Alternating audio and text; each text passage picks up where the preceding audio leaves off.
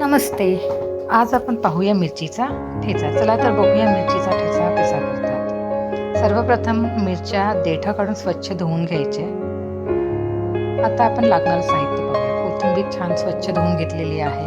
जिरे आहे, अँटीऑक्सिडंटचं काम करतं. त्याच्यानंतर मीठ आहे, लसूण आहे आणि हिरव्या मिरच्या. तर हे सर्व जिन्नस आपण कमी जास्त प्रमाणात, लसूण कमी जास्त प्रमाणात तुम्ही घेऊ शकता चवीप्रमाणे. जर तुम्हाला जास्त आवडत असेल त्याच्यामध्ये तर तुम्ही तो अजूनही त्याचं प्रमाण वाढवू शकता.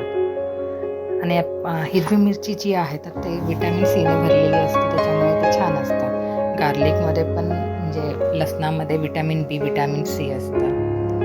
जे कोथिंबीर आहे तर त्याच्यामध्ये vitamin A, vitamin C, potassium असतं.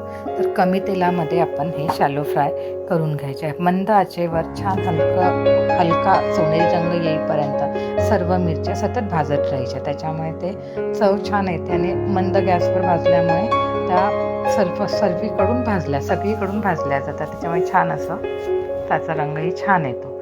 आणि आपण स्वयंपाकघरामध्ये लोखंडी पदार्थ स्वयंपाक करताना वापरले, एखादी भाजी वगैरे करताना, तर त्याच्यामध्ये आयर्न पण उतरलं जातं भाज्यांमध्ये. त्याच्यामुळे इनडायरेक्टली आपल्या शरीराला आयर्न पण मिळतं. त्याच्यामुळे लोखंडी वस्तू वापरायच्या. चला आता आपण हे सर्व जिन्नस मिक्सरमध्ये एकत्र करून जाडसर असं वाटून घेऊया. पहिले मिरच्या, कोथिंबीर, जे जिन्नस आपण घेतले होते ते सर्व जिन्नस ह्याच्यात एकत्र करून जाडसर असं वाटून घेऊया. चला तर बघूया. खूप छान चव येते ह्याची. ज्वारीची भाकरी म्हणा, ज्वारीची, बाजरीची भाकरी,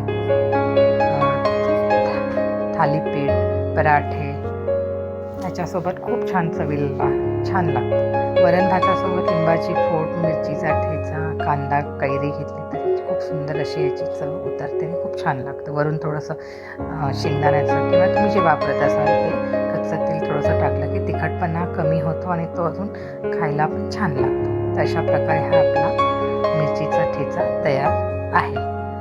कसा वाटला तुम्हाला? व्हिडिओ आवडला असेल तर कमेंट करा, शेअर करा, सबस्क्राईब करा. Thank you very much.